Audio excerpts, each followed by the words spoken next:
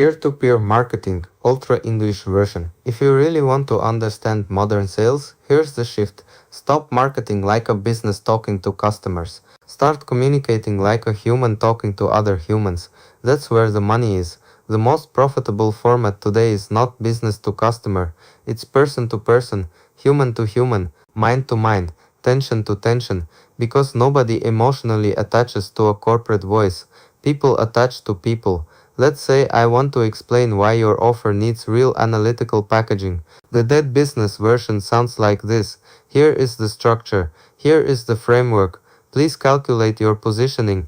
Technically correct. Emotionally dead. Now here's the human version. Who do you work with?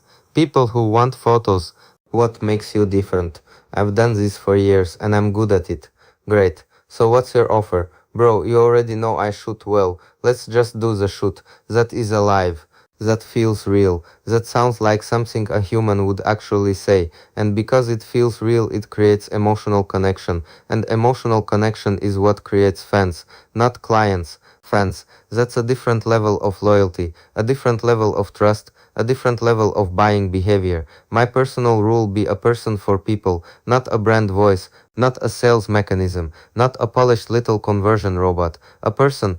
I used to think you had to squeeze people harder. More pressure, more triggers, more warm-up, more manipulation bullshit. In one of my last launches, I needed almost nothing. One video, one link, that's it. I basically said, I'm selling this. If it makes sense for you, go check it out. And it sold. No 10-day circus, no dramatic storytelling marathon, no fake scarcity opera. Why this works? Because the sale doesn't happen when you list the product benefits. The sale happens earlier. It happens inside trust, inside emotional permission, inside the relationship. That's why the blog matters. That's why the tone matters. That's why your content can't constantly scream, give me money. Bad content has a hidden subtext. Pay me. Good content has a hidden subtext. Here, this is for you. That difference changes everything. The strongest content mindset: I'm not trying to take, I'm trying to give. And when you give enough, people start feeling stupid not buying. Not because you force them, because they've already gotten so much value that buying becomes the natural move. Can I overgive? Honestly, no. People are already addicted to consuming content. They are already scrolling, already watching, already feeding their brain with something. So the question is not will they consume too much.